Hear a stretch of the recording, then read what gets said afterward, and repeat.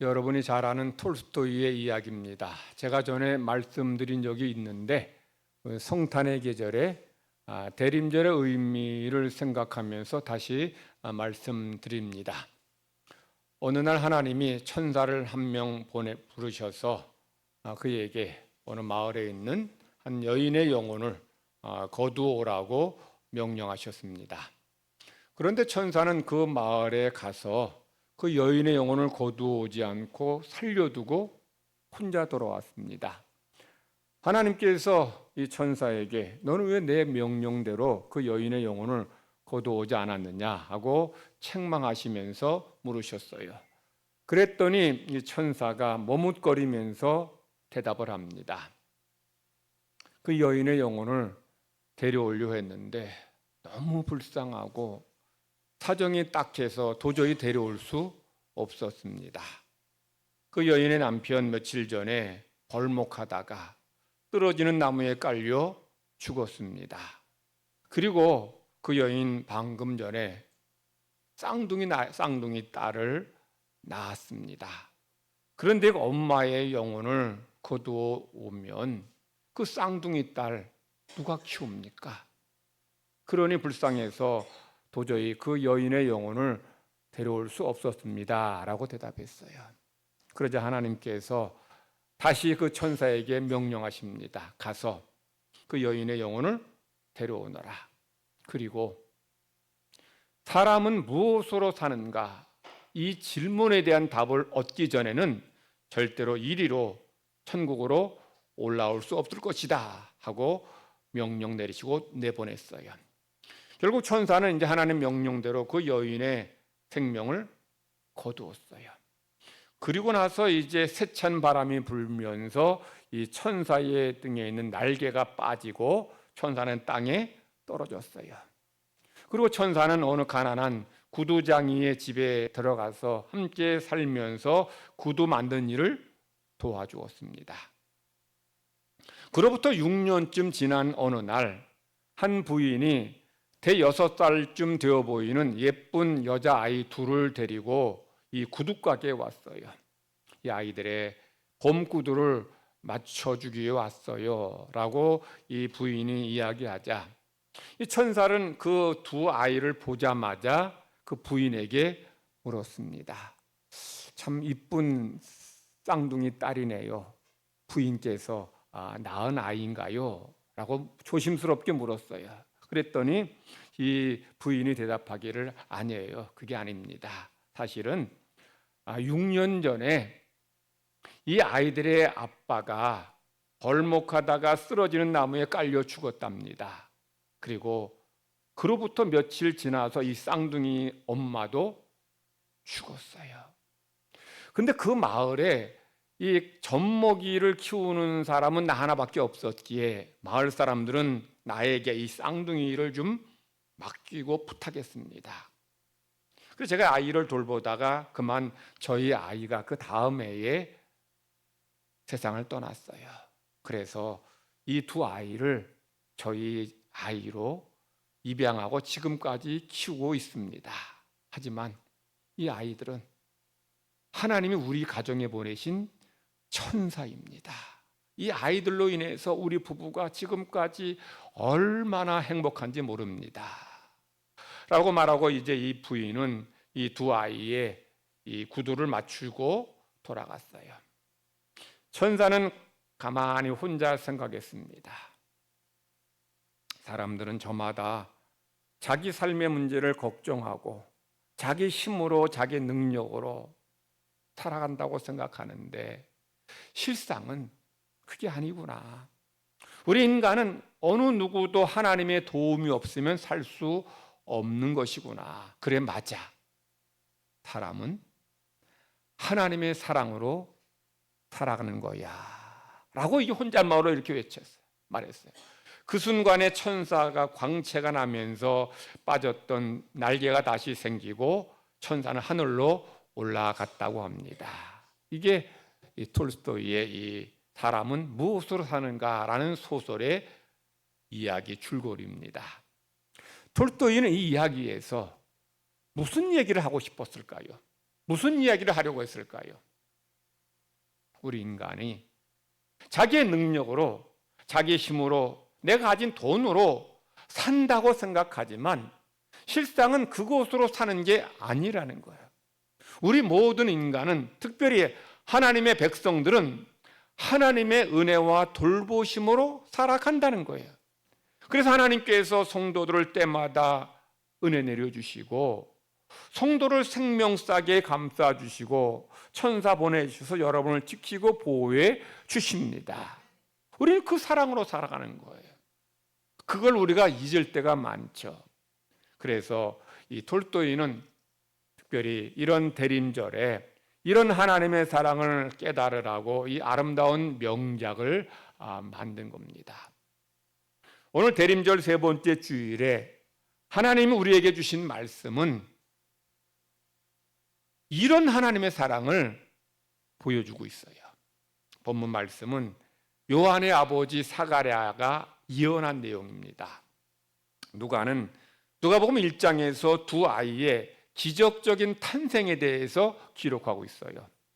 한 아이는 요한이고 또 아기는 예수님입니다. 그런데 이 그 두 아기의 탄생을 기적적인 탄생이라고 제가 표현한 데에는 이 예수님이나 또는 요한이 이 땅에 태어나는 것이 정말 기적적인 하나님의 역사이기 때문이에요. 요한은 거의 아이를 낳을 수 없는 그런 상황에서 태어났고 예수님은 아예 이 세상에 태어날 수 없는 그런 상황 속에서 태어났기 때문인 거죠. 먼저 요한의 부모인 사가랴와 어머니인 엘리사벳은 나이가 많다라고 해요. 나이가 많았다. 그래서 하나님께서 이 사가랴에게 내가 너에게 아들 주겠다라고 할 때에 사가랴가 뭐라고 대답합니까? 아니요, 하나님, 제가 나이가 많고 늙었고 우리 아내도 나이 많아 늙었는데 우리가 어떻게 아이를 낳겠습니까? 라고 이렇게 하나님 앞에 불신의 말을 했어요. 사가랴가 이렇게 의심하고 불신의 말을 했다는 것은 그만큼 사가랴 부부가 애 낳을 수 없는 그런 상황이었음을 말해주는 거죠. 물론 당시에 사가랴 부부가 몇 살쯤이었는지는 성경 기록하고 있지는 않아요. 제가 볼 때 한 40대 59 사이에 있지 않았나 싶은 생각이 들어요. 요즘은 40대도 얼마든지 애를 낳기도 합니다만은 당시에는 여자들이 15, 6살에 결혼했어요. 그런데 40 넘도록 애를 못 낳았다는 것은 애 낳을 가능성이 거의 없다는 거예요. 그런데 하나님은 그런 가운데 이 사가랴 가정에 요한을 선물로 주셨어요. 그래서 기적적인 탄생이라고 말씀드린 거예요. 그런데 예수님의 탄생은 이건 완전히 불가능한 일이죠. 왜냐하면 예수님은 동정녀 마리아의 몸을 통해서 태어나셨기 때문이에요. 사가랴 부부가 애 낳는 것이 힘들기는 하지만 전혀 불가능한 것은 아니었던 것 같아요. 왜냐하면 사가랴의 아내 엘리사벳이 사라처럼 생리가 끊어진 건 아닌 것 같아요. 그렇기 때문에 그들 나이가 들었어도 부부고, 그러니 하나님은 그들 사이에서 이 요한을 선물로 주셨어요. 그런데 예수님은 이 마리아를 낳을 때에 아직 결혼하지 않은 상태입니다. 요셉과 부부관계도 맺지 않았어요. 그랬는데도 불구하고 이 마리아가 예수님을 낳았다는 것은 이것은 하나님의 기적이고 하나님의 놀라운 역사임을 말씀하는 거죠. 그래서 누가는 이 예수님의 탄생을 통해서 하나님이 당신의 백성을, 여러분들을 얼마나 사랑하시는지를 잘 이야기하고 있습니다. 우리 68절 말씀 우리 한번 다 같이 큰 소리로 읽겠습니다. 시작. 찬송.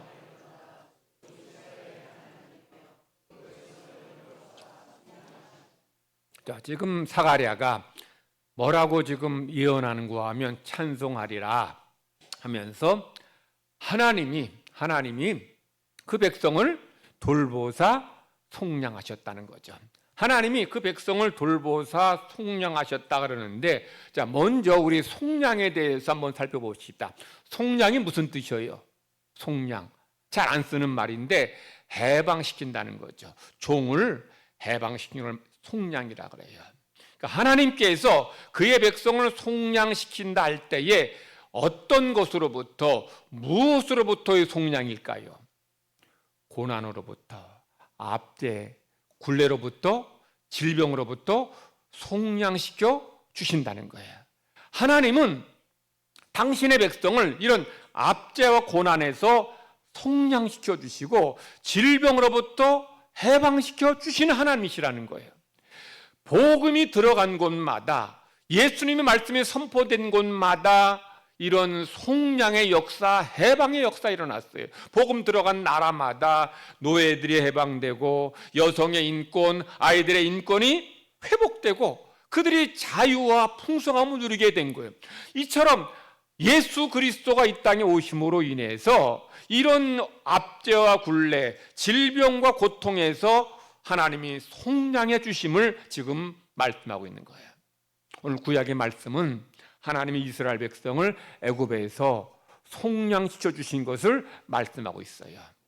하나님은 이스라엘 백성을 애굽에서 430년간 종살이하던 가운데에서 속량해 주셨고 해방해 주셨는데, 근데 이스라엘이 애굽에서 나올 때에 쫓기듯이 도망치듯이 나온 곳이 아니고 어떻게 나왔다고 기록하는가 하면 군대처럼, 여호와의 군대가 당당하게 애굽에서 나왔다라는 거죠. 즉 이처럼 하나님은 당신의 백성들 이렇게 당당하게 해방시켜 주시고 속량시켜 주신다는 거예요.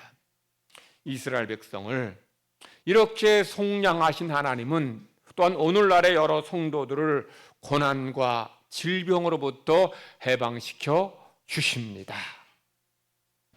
종살이로 괴로움 겪던 이스라엘 백성들이 하나님 앞에 부르짖어 기도할 때에 하나님은 그들을 애굽에서 종살이에서 해방시켜 주셨어요. 마찬가지로 오늘날의 성도들도 여러분이 고난과 질병, 이런 압제, 이런 어려움 가운데 하나님 앞에 부르짖어 기도할 때에 하나님은 여러분은 그런 고난에서, 그런 질병에서 속량해 주실 줄 믿습니다. 우리 예수님은 그런 분이라는 거예요.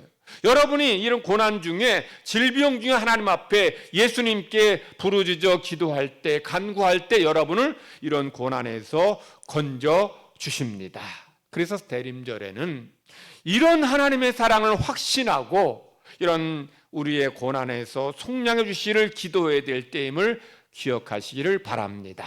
자, 이 사가랴는 하나님이 예수님을 통해서 우리를 고난으로부터 속량하신다고 예언했어요. 자, 두 번째는 우리를 죄로부터 속량해 주십니다. 예수님이 이 세상에 오심으로 우리 죄인들을 죄로부터 속량해 주시죠. 71절 말씀을 우리 한번 다 같이 큰 소리로 읽겠습니다. 시작. 우리 원수에게서와 우리를 미워하는 모든 자의 손에서 구원하시는 일이라. 우리 원수 누구를 말할까요? 우리를 미워하는 모든 자 누구를 말해요? 대적 마귀, 원수 마귀를 말합니다. 즉 우리 원수 마귀에게서, 우리를 미워하는 마귀의 손에서 우리를 구원해 주신다는 거예요. 예수님이 이 세상에 보내신 이유는 이 마귀의 지배를 받는 우리 여러분들을, 백성들을 마귀의 지배에서 벗어나게 하시고 해방시켜 주신다는 거예요. 과거의 여러분들은 마귀의 종이었고 마귀의 자식이었어요. 그래서 제가 자주 여러분들에게 계속 강조하고 수없이 강조했는데, 우리는 허물과 죄로 죽을 뻔했는데 그런 가운데서 구원받은 것이 아니라 허물과 죄로 죽었던 여러분들을 하나님이 살려주셨고 구원해 주신 거예요. 죽을 뻔한 것이 아니고 이미 죽었고 이미 소망이 없었던 여러분이, 이미 마귀 자식이었기에, 죄악의 백성이었기에 우리는 소망이 없었는데, 그런 여러분들을 예수님이 이 세상에 오심으로 마귀의 지배로부터 여러분을 속량해 주셨다는 거죠. 여러분을 마귀의 종에서 해방시켜 주셨고 하나님의 백성, 하나님의 자녀 되게 해 주셨다는 거예요. 그래서 이 대림절에는 다시 오실 주님을 기다리는 때만이 아니라 내가 예수님으로 인해 고난에서 속량되고 이런 죄로부터 해방되고 구원받았음을 고백하며 감사하는 삶을 살아야 될 때라는 거예요. 여러분들은 하나님께서 이 죄로부터 마귀의 종의 자리에서 하나님 백성, 하나님의 자녀 삼아 주셨다면 여러분은 어떤 삶을 살아야 할까요? 우리 74절, 75절 말씀 우리 함께 같이 읽겠습니다. 시작. 우리가 원수의 손에서 건지심을 받고 두려움이 없이 섬기게 하리라 하셨도다. 여러분들 저 말씀 보시면 여러분들 어떻게 하셨어요? 원수의 손에서 건져주셨어요. 마귀의 지배에서 해방시켜 주셨고 구원해 주셨습니다. 믿습니까? 그런 여러분들은 어떤 삶을 살아야 되느냐? 종신토록. 종신토록이 뭐예요? 죽을 때까지 주의 앞에서 성결과 의로 두려움이 없이 섬기는 삶을 살라는 거예요. 성결은 뭐예요? 거룩한 삶을 말해요. 여러분, 하나님의 은혜로 구원받았음을 믿습니까? 믿어요? 그럼 여러분들은 이제 하나님의 자녀 되었으니, 하나님의 백성 되었으니 성결한 삶을 살아야 돼요. 그리고 어떤 삶을 살아야 되느냐? 의로운 삶을 살아야 돼요. 의로운 삶이라는 것은 내가 의인이 되었으니 의로운 삶을 살아야 된다는 의미도 있지만, 여러분들이 하나님의 은혜로 의롭다 하심을 얻었음을 확신하는 삶입니다. 여러분은 예수님의 보혈로, 예수님의 십자가의 죽으심으로 의롭다함을 얻었음을 믿습니까? 여러분은 의롭다고 인정받은 거 믿어요? 우리 모두는 내 선으로, 내 의로 의로워지고 거룩해진 것이 아니고 하나님의 은혜로 의롭다함을 얻었어요. 그러니까 의롭다함을 얻은 자로서 담대하게 살다는 거죠. 우리 말씀 보면 또 그다음에 의로, 그다음에 뭐라 그러냐면 두려움이 없이 섬기게 하라는 거예요. 여러분, 왜 지금 사가랴가 우리가 구원받았기에 주님 앞에서 성결과 의로 두려움 없이 살게 하라, 이렇게 살라고 이렇게 예언했는가 하면, 많은 성도들이 하나님의 은혜로 예수님의 십자가의 죽으심으로 보혈로 구원받았는데, 그런데 때때로 우리가 약해서 넘어지기도 하고 죄를 범하기도 하고 흔들리기도 해요. 그때에 마귀가 여러분을 정죄해. 너 죄졌지? 너 지옥 갈 거야? 너 하나님 백성 아니야? 정죄합니다. 그래서 죄를 지었을 때 많은 성도들이 흔들리고 두려워하게 돼. 불안해합니다. 그런데 여러분이 구원함 받고 의롭다 인정함 받은 것은 여러분의 삶이나 행위로 의롭다함 받은 게 아니에요. 하나님의 은혜로 의롭다함을 받았으니 여러분이 혹시 좀 약해서 넘어지고 실수하고 죄에 빠질지라도, 그때 마귀 여러분을 정죄할지라도 두려움에 빠지면 안 된다는 거예요. 마귀가 주는 정죄는 우리로 하여금 두려움에 빠지게 되고 하나님에서 멀어지게 하고 은혜에서 멀어지게 해요. 그렇다고 죄 짓고 마음대로 살라 이 얘기는 아니에요. 우리가 마귀가 주는 정죄에 빠져서 두려움에 빠져서 구원 못 받았는지 왔다 갔다 흔들리지 말라는 것. 그런 가운데서도 하나님이 여전히 나를 사랑하시고 나를 백성 삼아 주셨고 나를 구원해 주셨음을 믿고서 범죄했을 때는 하나님 앞에 겸비하고 회개하고 하나님 앞에 나아가야지, 이 마귀가 주는 정죄에 빠져서 그냥 이 은혜를 잃어버리고 하나님 관계에 깨지는 이런 삶을 살지 말라는 거예요. 얼마나 많은 성도들이 이렇게 마귀가 주는 정죄에 빠져서 성결과 의와 두려움 가운데서 이렇게 정말 살아가고 있는지를 지금 보여주고 있는 거예요. 두려움 없이 살아가야 되는데, 오히려 하나님 앞에 담대하게 당당하게 감사하며 살아야 되는데, 의롭다함을 얻었다는 확신도 잃어버리고 이런 두려움 가운데 살아간다면 여러분들 위해 십자가 죽으신 예수님의 그 보혈의 은혜가 이게 무효가 되는 거야. 그래서 이 사가랴는 여러분이 하나님의 은혜로 구원받았다면 이제 거룩한 삶을 살아야 해. 구원받기 위해서 거룩해지는 게 아니고, 거룩한 삶을 사는 게 아니고, 구원받았더니 하나님 자녀 되었으니 거룩한 삶을 살고, 그리고 의롭다 하심을 확신하고 고백하고 감사해요. 그리고 두려움 없이 담대하게 당당하게 살아가라는 거예요.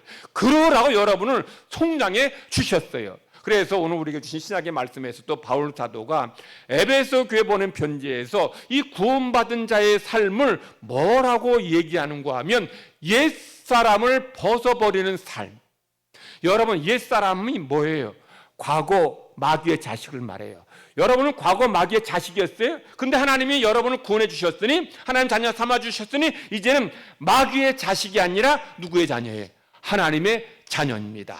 여러분, 하나님의 자녀임을 믿습니까?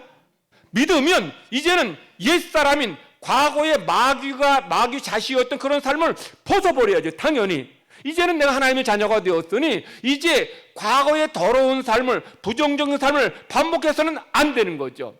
하나님의 자녀가 되었으니, 여러분의 신분이 바뀌었으니, 신분이 변화되었으니 이런 삶을 살아가라는 거예요. 그래서 대림절에는 다시 오실 주님을 준비하는 삶을 사는데, 그게 어떤 삶이냐? 주님이 나의 속량자시다, 나를 고난에서 죄로부터 속량해 주셨다, 이걸 기억하고, 그리고 내가 이제 하나님의 자녀 되었으니 거룩한 삶, 성결한 삶, 의의 확신을 가지고 두려움 없이 사는 삶을 살아가라는 거예요. 그런 삶을 사는 가운데 여러분은 주님을 맞을 준비를 하게 될 줄 믿습니다. 자, 우리 68절에서 이 사가랴가 예수님을 보내셔서 우리를 죄로부터 속량하신다 말씀했고, 또 하나 우리를 어떻게 한다? 우리를 돌보사. 돌본다는 것은 하나님의 중요한 사랑의 속성이에요. 그러니까 하나님, 이 성경은 저는 이런 얘기예요. 하나님께서 그의 백성들을 돌보시는 이야기, 그의 백성을 사랑하셔서 돌보시는 이야기가 바로 이 성경 이야기예요. 다윗은 자기가 목자로서 양을 잘 돌보았는데, 그런데 하나님께서 목자처럼 자기를 돌보신 사랑을 시편 23편에서 아주 아름답게 묘사하고 있어요. 하나님이 다윗을 어떻게 돌보아 주셨느냐? 다윗을 돌보아 주시되 사망 염치한 골짜기로 다닐 때에도 다윗이 삼침당하지 않게 하셨고, 하나님의 막대기와 지팡이 다윗을 돌보아 주셨어요. 이것이 다윗만의 고백이 아니라 믿음의 사람들은 항상 하나님께서 나 개개인만이 아니라 우리나라 이 민족을 돌보시고 지켜주시고 함께해 주셨음을 고백하며 감사하는 삶을 살았어요. 그래서 대림절에는 하나님 나를 속량해 주셨음을 감사하고, 또한 나를 돌보고 계심을, 돌보아 주심을 고백하고 감사하는 삶을 살아야 될 때입니다. 여러분, 하나님이 성경에 나오는 이런 믿음의 사람들만 돌보아 주십니까? 여러분들도 돌보아 주셔요. 여러분, 아까 제가 톨스토이 이야기하면서 사람이 무엇으로 사는가, 그 질문에 대한 답이 뭐라 그랬어요? 사람은 하나님의 사랑으로 산다. 여러분, 하루 살아갈 때에, 우리가 하루를 마치고 아무 일 없이 하루를 잠자야 될 때에 우리는 내가 내 힘으로 내 능력으로 살아간 줄 아는데, 사실 여러분의 능력으로, 여러분의 지혜로, 여러분의 그런 힘으로 살아간 게 아니고 하나님의 은혜로, 하나님의 사랑으로 오늘 하루하루를 살아가는 거예요. 하루에도 무슨 일을 만날지 모르는 인생 아니냐는 거예요. 여러분, 내가 조심한다고 해서 사고 안 납니까? 내가 건강관리 잘한다고 해서 병 안 걸려요? 운전을 가는데 갑자기 땅이 꺼져서 떨어져가지고 죽기도 해요. 걸어가는데 아파트에서 뭐 떨어져가지고 뭐 던져가지고 맞아 죽기도 합니다. 심지어 누가 아파트 뛰어내려 자살했는데 그 사고에 깔려가지고 죽기도 해요. 건강관리 잘해도 병 걸리기도 하고 암에 걸리기도 해요. 그게 우리 인생입니다. 그런데 여러분들 오늘 하루를 이렇게 사고 없이 하루를 잘 보냈다면 그건 하나님의 은혜라는 거죠. 여러분, 하루를 잘 마쳤다면 하나님께서 여러분을 돌보시고 은혜로 인도해 주셨기 때문이에요. 그래서 대림절엔 이런 하나님의 구원의 사랑과 그리고 이런 하나님의 돌보심의 사랑에 대해서 감사하고 또 감사하는 삶을 살아가야 되는 거예요. 우리 69절 우리 한번 다시 한번 읽겠습니다. 69절 다 같이 크게 시작. 우리를 여기 지금 하나님의 돌보심의 사랑을 저렇게 지금 말씀하고 있어요. 우리를 위하여 뭐를? 구원의 뿔을 성경에서 뭘 말하는가 하면 황소의 심과 같은 강한 심을 가진 왕을 뿔로 표현해요. 뿔. 그러니까 이 구원의 뿔은 예수님을 말해요. 예수님을 이제 이 세상에 보내셨는데 누구 통해?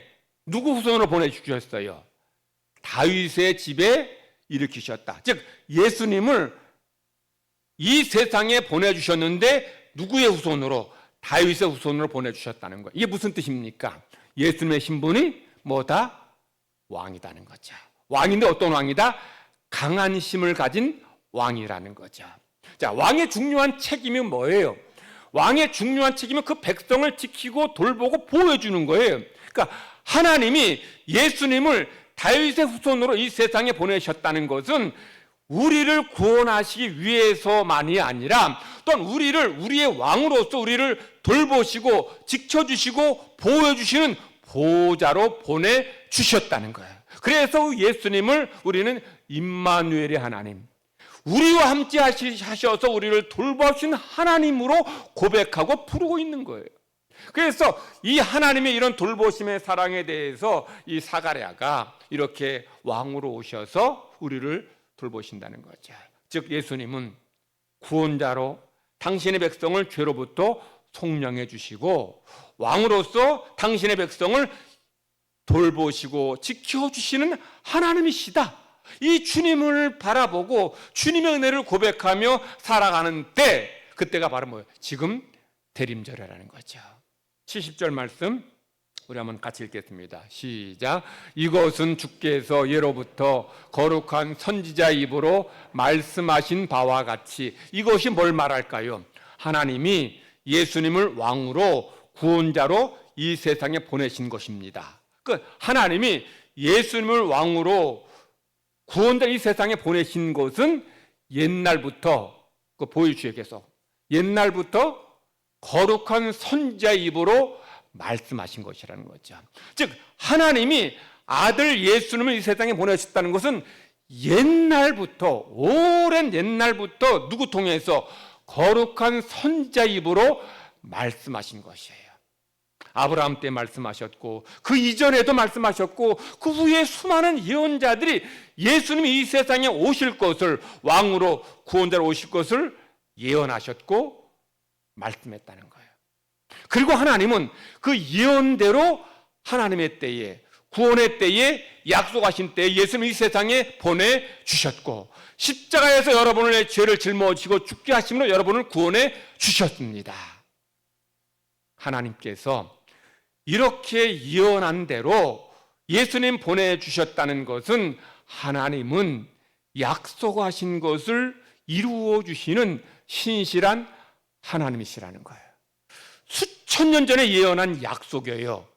수천 년에 예언한 약속인데 보통 사람들은 이 기억도 못하는 약속인데 하나님 그것을 기억하시고 반드시 하나님의 때에 약속하신 것을 이루어 주셨다는 거예요. 그것은 하나님은 지금도 당신이 약속하신 바를 이루어 주시는 하나님이시라는 거예요. 이 성경을 우리는 뭐라 그래요? 하나님의 약속이라 그래요. 구약은 오래된 약속, 신약은 새로운 약속. 누가 하신 약속이에요? 하나님이 하신 약속이에요. 너희가 내게 부르짖으면 내가 너희에게 응답해 주겠다. 믿음으로 기도하면 내가 그대로 시행하겠다. 믿음의 기도는 병든 자를 구원한다. 다 뭐예요? 하나님의 약속입니다. 그러므로 믿음의 사람들은 이 약속 붙잡고 사는 사람들이에요. 그래서 약속 붙잡고 기도해서 기도 응답 받는 사람들, 약속대로 말씀 순종해서 말씀의 성취를 보는 사람들, 이 사람들이 누구예요? 믿음의 사람들이라는 거죠. 대림절을 살아갈 때에 여러분들은 내가 구원받았기에 하나님의 자녀가 되었고 천국 백성 되었음을 감사할 뿐만 아니라 이제 하나님 안에서, 하나님 돌보심 안에서 풍성한 삶을 살라는 거예요. 그게 바로 뭐예요? 약속의 성취를 보는 삶인 거예요. 이 약속 왜 주셨어요? 여러분 잘 살라고, 풍성한 삶을 살라고, 복 받으며 살라고 약속 주셨어요. 그냥 우리가 교회 올 때 이거 들고 오라고 이 말씀 주신 게 아니고, 이 약속 주었으니 이 말씀대로 살아서 하나님의 풍성하심을 누리며 살라는 거예요. 하나님의 능력을 여러 삶의 삶에서 체험하라는 거예요. 그러라고 주신 건데, 우리 성도들이 이런 약속, 하나님의 신실하심의 약속을 우리가 체험하지 못한다면 하나님 마음이 얼마나 아프겠어요. 대림절, 단지 주님 오실, 주님 어서 오세요 이를 기다리는 때만이 아니에요. 하나님 주신 이런 풍성한 은혜를, 하나님의 약속을 여러 삶에서 체험함으로 인해서 맛보고 누리고 살라는 거예요. 그래서 하나님을 드러내라는 거예요. 여러분이 기도응답 받으면, 병에서 기도해서 나음 받으면 가만히 있어요? 하나님 내 병 고쳐주셨어. 하나님 내 기도 들어주셨어. 하나님 말씀으로 되게 해주셨어. 간증하고 고백하고 감사하고 하나님께 영광 돌리, 이런 삶이 바로 대림절을 살아가는 성도의 삶이에요.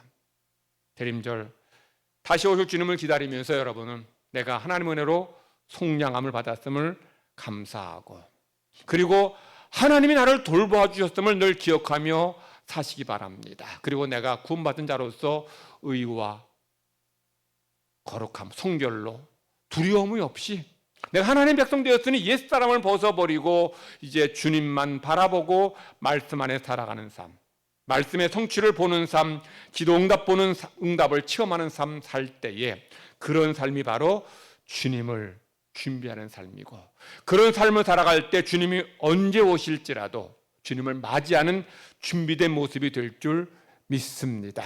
여러분, 이런 대림절을 보내시는 모든 성도가 되기를 간절히 바랍니다. 하나님 아버지 감사합니다. 이 땅에 오신 예수님, 그 예수님의 십자가의 죽으심으로 우리가 구원받았고, 고난과 압제와 굴레로부터, 죄로부터 속량되었음을 믿고 감사드립니다. 하나님, 우리를 하나님의 자녀 삼아 주셨기에 우리를 돌보시고 사랑으로 인도해 주십니다. 이는 하나님의 사랑을 우리가 늘 기억하며 감사하며 그 돌보심 가운데 살아가는 모든 성도들 되기를 원합니다. 우리가 하나님 안에서 성결과 의로 두려움 없이 사는 복된 삶을 살아가기를 원합니다.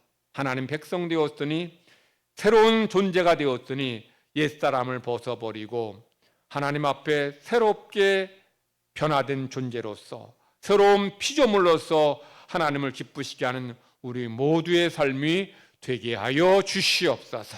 그래서 우리 삶을 통해 하나님의 영광이 드러나지게 하시고 하나님의 살아계심이, 풍성하심이 나타나지게 하여 주시옵소서. 감사드리며 예수님의 이름으로 기도드리옵나이다. 아멘.